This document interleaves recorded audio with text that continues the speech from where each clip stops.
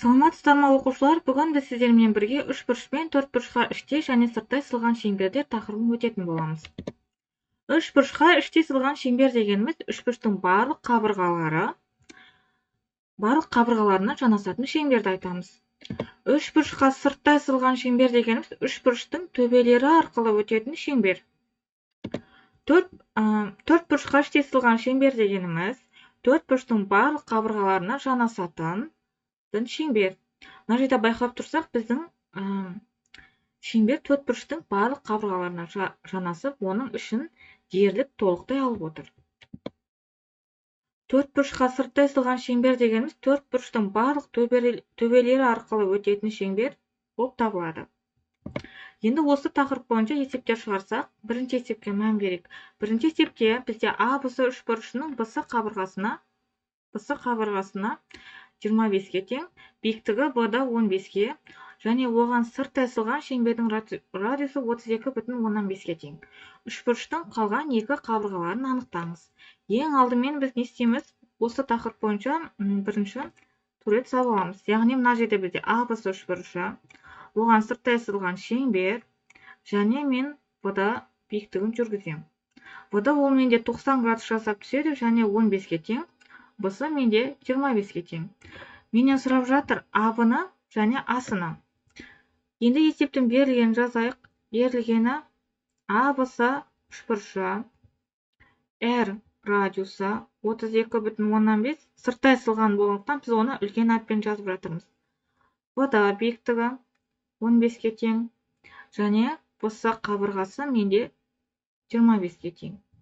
Маған табу керек AB мен AC-ны.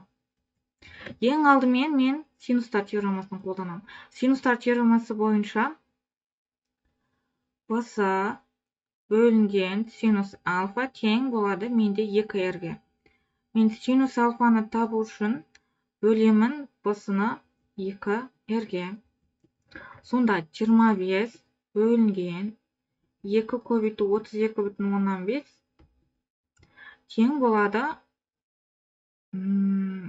65-тен 25 қысқартып алсақ 13-тен 5.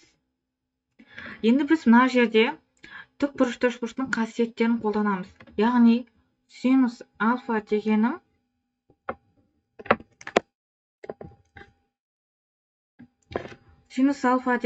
бұл менде BD бөлінген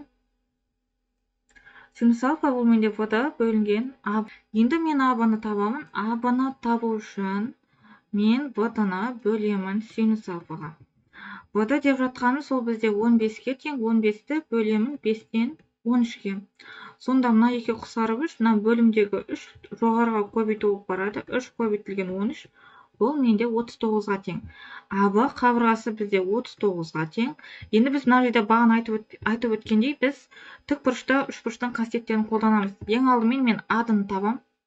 A-ды менде X болсын, D-сы менде Y болсын. Яғни X тең түбір асты 39-дің квадраты азайтылған бізде 15-дің квадраты. Түбір асты 1296. Түбір асты 1296-дан 36-ға тең.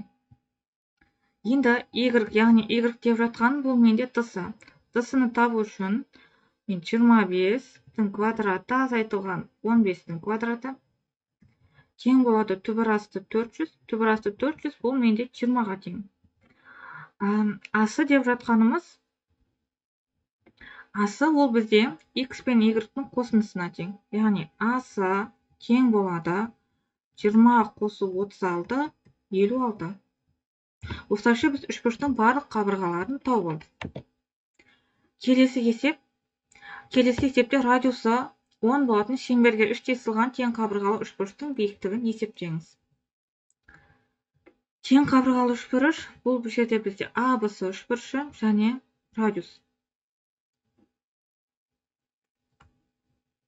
Берілген ABS үшбұрышы, барлық қабырғалар тең, AB тең BC тең болады AC. Және радиус берілген менде 10. Табу керек бізде башты биіктігін, яғни баш. Бағышты табу үшін не істеймін? Біз білеміз, тең қабырғалар үшбұрыштың қасиеті бойынша оның медианалары, биіктігі және барлығы бір жерде қиылысатын болғандықтан, мен мына жақта жаңа r тең болады менде 3/2 h-ға, яғни баш-ға. Сонда баш тең болады 3/2 r-ге. Сонда 3/2 көбейтілген 10, мына екеуі қосарады, бізде 15-ге тең болады. Яғни біздің башымыз 15. Келесі есеп. Келесі есепте бізде трапеция берілген. Табандары 8 және 12 болатын шеңберлі трапеция іште шеңбер орналасқан. Шеңбердің ұзындығын табыңыз. Берілгені ABCD тең бүйірлі трапециясы. Яғни бізде мына жерде AB қабырғасы мен BC қабырғасы тең. Есептің шарты бойынша айтады, BC менде 8-ге тең, AD менде 12-ге тең. Енді менен табу керекпін мен шеңбердің ұзындығын. Шеңбердің ұзындығын формуласы S тең бізде 2πr. Ол үшін мен ең алдымен біз радиусын тауып аламыз. Есептің шарты бойынша BC бізде 8-ге тең, AD тең 12-ге. Егер мен мына жақтан бүйтіп B және C төбелерінен AD қабырғасынан биіктік түсіретін болсам, онда бізде мына жер 8, мына жерде 2-2-ден қалады. Бұрыштарға іште сызылған шеңбердің қасиеті бойынша бізде AB қосылған CD тең болады бізде BC қосылған AD-ға. Егер бізде AB мен BC тең болғандықтан, мен бұларды мен 2C деп алсам, осылайша біз BC қосылған AD-ға тең болады. Сонда мен C-ны, яғни мына жерде тұрған несін табу үшін, мына жерде тұрған AB қабырғасын табу үшін мен 12 қосылған 8 бөлінген 2 деп аламын. Сонда 10. Яғни AB қабырғасы мен CD қабырғасы бізде 10-ға тең. Енді біз мына жерде баш және BN деп SN деген биіктіктер енгізіп алатын болсақ, мен башты табу керекпін. Башты табу үшін мен қайтадан башты табу үшін біз сіздермен бірге тікбұрышты үшбұрыштың, яғни Пифагор теоремасын қолданатын боламыз. Сонда түбір асты 10 квадрат азайтылған 2-нің квадраты. Бұл бізде түбір асты 96. 96, сонда 4 түбір асты 6-ға тең. Мына жерде тұрған байқасақ, биіктікпен мына жерде тұрған радиус, біздің биіктігіміз радиустың жартысына тең болғандықтан, сонда радиус тең болады менде баш бөлінген 2. Яғни 4 түбір асты бөлінген 2, бұл бізде 2 түбір асты бөлінген 6.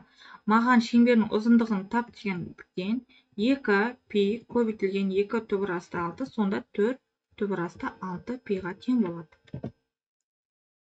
Аяқталды. Назар аударып тыңдағандарыңыз үшін рахмет.